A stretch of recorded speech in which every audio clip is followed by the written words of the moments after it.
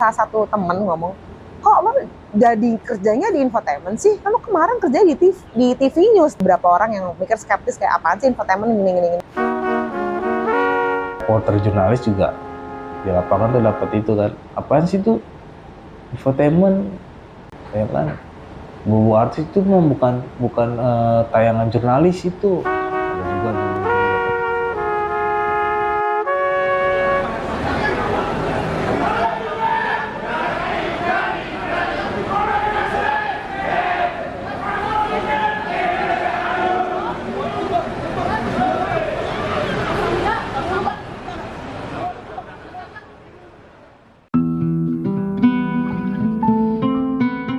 Jurnalis.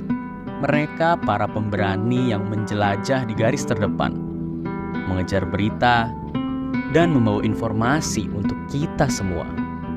Sang penjaga kebenaran, pilar masyarakat. Mereka melakukan riset mendalam, menggali fakta, dan berbicara dengan berbagai narasumber agar kita bisa mendapatkan gambaran yang akurat tentang peristiwa di sekitar kita. Namun, perjalanan menjadi seorang jurnalis tidaklah mudah. Mereka harus tangguh menghadapi tantangan, baik dalam mencari berita di lapangan, atau langsung memuat berita di mana saja. Mereka adalah mata dan telinga kita di dunia luar. Di balik setiap berita, ada jurnalis yang merajut bahan mentah, hingga jadi produk yang siap dipasarkan ke penjuru daerah. Sayangnya, dari sisi positif jurnalis, adanya jurnalis infotainment kian dianggap remeh oleh banyak pihak, termasuk dari kalangan jurnalis itu sendiri. Bermodalkan pemberitaan rumah tangga artis, gosip, dan perceraian, mereka dinilai tidak membangun moral. Mereka dipandang sebelah mata. Mereka tidak dianggap sebagai jurnalis seutuhnya.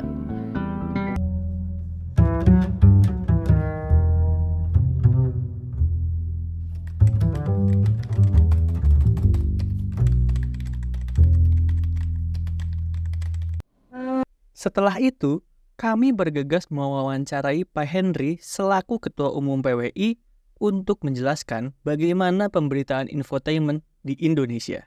Kalau kayak di Inggris itu kalau berita tentang Putri Diana berselingkuh gitu, itu memang berita serius, tapi nuansanya nuansa hiburan kan. Nah, kita di sini kadang-kadang tetek bengek yang gak ada nilainya pun dijadikan berita, itu juga. Ulang tahun anaknya Raffi, aduh ya.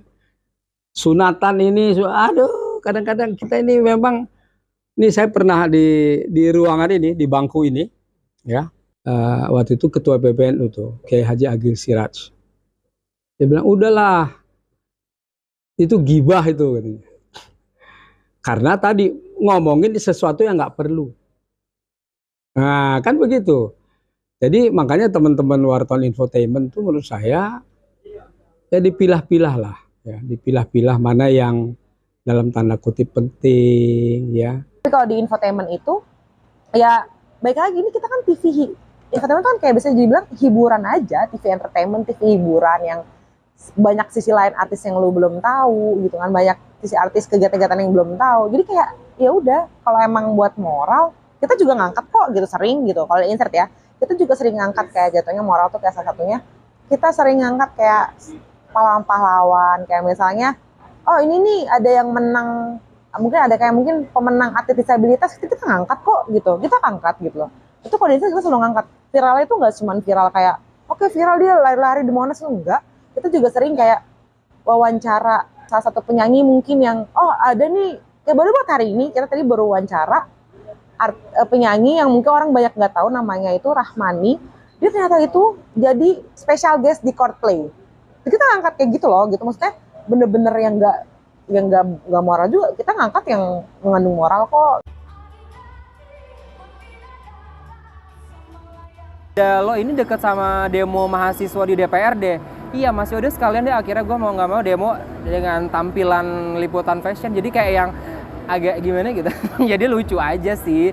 Jadi maksud gue kayak yang ya gue kayak ngebuktiin gitu kayak emang wartawan lifestyle pun sebenarnya nggak bisa dipandang sebelah mata gitu loh, kayak terkesan ih enak lah liputan lifestyle mah cuman di AC, liputannya enak gini. Enggak, kita walaupun kita bisa ngebuktiin gitu kalau lu mau gue taruh dimanapun insya Allah bisa. Kemudian yang lagi isu hangat, kadang kita kan juga nempel misalnya nempel beritanya Sambo deh, terus tiba-tiba kita ngangkat sisi lifestyle-nya gitu-gitu sih. Jadi kita juga harus melek isu.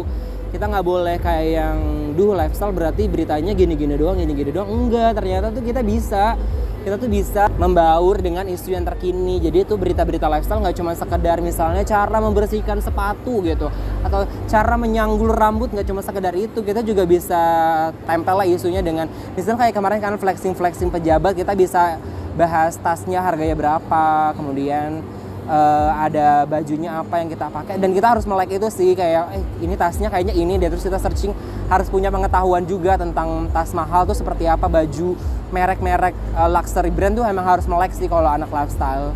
Komunitas hardware punk di Israel lahir dari semangat perlawanan invasi represi. Nggak bisa dipungkiri jurnalis hiburan gitu dari zaman dulu ya dianggap tidak intelektual atau tidak jurnalisme amat lah. Padahal menurut saya yang dilakukan juga ketika wartawan liputan ke lapangan itu sama aja kerja-kerja yang dilakukan dengan wartawan politik gitu, sama yang dilakukan dengan wartawan hukum gitu. Mereka ke lapangan, tugas mereka sama, tugas mereka menuliskan sesuatu buat dibagikan ke masyarakat lebih luas. Tugas mereka nulis juga, tugas mereka riset juga gitu. Nah makanya ya nggak tahu ya, mungkin karena dunia hiburan dianggap cuman makanan yang tambahan gitu, yang kayak kue-kue bukan jadi makanan wajib, jadi ya ada kesan seperti itu gitu. Tapi menurutku ya berita hiburan itu penting loh untuk jadi pilihan yang menarik gitu. Berita kalau ibu-ibu tuh, kalau di ibu-ibu tiap pagi pasti nontonnya jurnalisme hiburan kan, pasti nontonnya gosip, pasti nontonnya ini dan itu. Nah tapi nggak bisa dipungkiri sih adanya infotainment itu mengubah citra jurnalis hiburan secara umum gitu. Jadi dianggap gosip, dianggap itu ya. Padahal kan masih banyak loh wartawan hiburan yang nulis musiknya serius, wartawan film yang nulis filmnya serius gitu. Nah tapi ya yang nggak bisa dipungkiri, yang hal seperti itu ya disukai oleh masyarakat kan. Di negara maju, ini kan kita mencontoh negara maju. Di Inggris, di Amerika, ya apa yang disebut koran kuning itu populer, itu kan dianggap menggosip lah gitu ya. Tapi oplahnya 1 juta eksemplar, ya kan? Kadang lebih besar daripada media yang serius begitu. Secara viewers ya, menurut gue lumayan kok, gede gitu. Gini aja simpel ya, mungkin kita di TV gitu kan ya, TV gosip gitu. Cuman kalau kalian lihat kayak di TikTok, kayak di Lambe Turah, coba perhatiin deh, itu dari segi like, comment, viewers lumayan. Ya nggak sih, kayak sisi lain gini aja deh, kayak yang kalian pasti tahu kan berita-berita Lambe Turah tuh kebanyakan artis semua kan.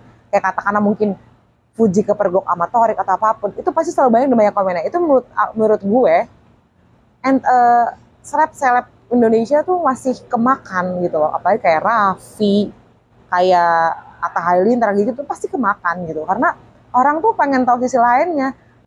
Di dalam fungsi hiburan itu bekerjalah wartawan-wartawan infotainment ya.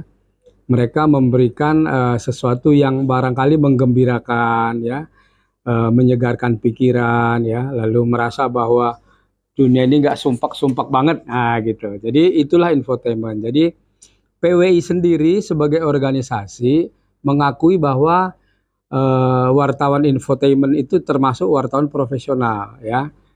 Barangkali berbeda dengan organisasi lain. Mengapa? Karena tadi kita melihat juga bahwa ada informasi yang layak untuk dikonsumsi oleh masyarakat. Nah, memang nanti tergantung ya, di semua aspek itu kan ada yang barangkali cenderung sensasional, ya, ada cenderung bahkan meliput hal-hal yang sifatnya private gitu. Saya kira itu normal saja. Nanti apakah yang satu ini dibaca lebih banyak atau tidak tergantung dari selera masyarakat. Karena waktu itu pernah ngikutin ini nggak yang kasusnya Ari Kriting, yang wartawannya masuk ke rumahnya?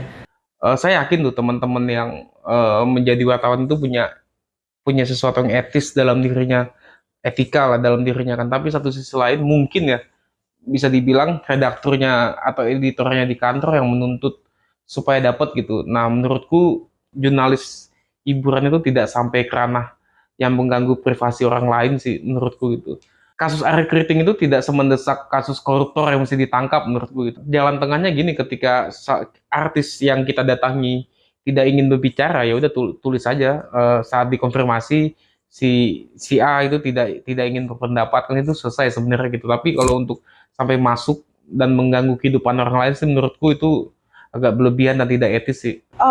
Mungkin bisa, gue juga ini gak bisa jelasin terlalu itu sih karena takut nyalain beberapa pihak gitu loh. Cuma selama gue kerja di sini gue ngerasa stereotip itu mungkin ada beberapa, itu baik ya ke penilaian masyarakat ya. Mungkin ada beberapa masyarakat kayak apaan sih lu ngelanggar privasi banget sampai datang ke rumahnya atau apa gini gitu. Cuman ya selama gue ngerasain ya, even pun kita liputan ke rumahnya, itu pasti kita pakai izin dulu kok gitu loh. Izin kayak assalamualaikum atau apa. Kita juga sering kok beberapa kali kayak ngechat dulu kayak izin boleh wawancara atau enggak gitu. Even pun kita nggak dibolehin, kita tetap cabut kok, tetap pergi gitu aja gitu loh.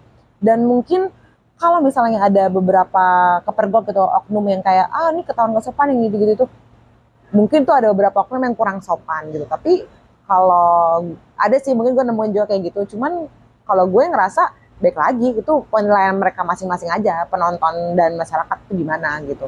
Tidak hanya infotainment ya, wartawan manapun kalau memasuki wilayah private seseorang tanpa izin itu keliru ya. Ada wartawan ya masuk ke wilayah McDonald itu. Dia kalau memotret di dalam wilayahnya itu, termasuk ruang parkirnya itu, dia harus minta izin. Tapi kalau kita meliput dari jalan, itu tidak minta izin. Nah itu kan ada jelas wilayah private kan. Apalagi rumah seseorang ya. Rumah itu kan ya kayak kita lah ya. Saya kira semua orang tuh nggak suka kalau ada orang masuk tanpa seizin dia kan. Nah itu pidana bahkan bisa. Ya tidak hanya pelanggaran etik. Kalau tadi Ari Kriting itu mau mempidanakan bisa. Kan ada yang bilang loh kan dia tokoh publik, ya nggak ada hubungannya.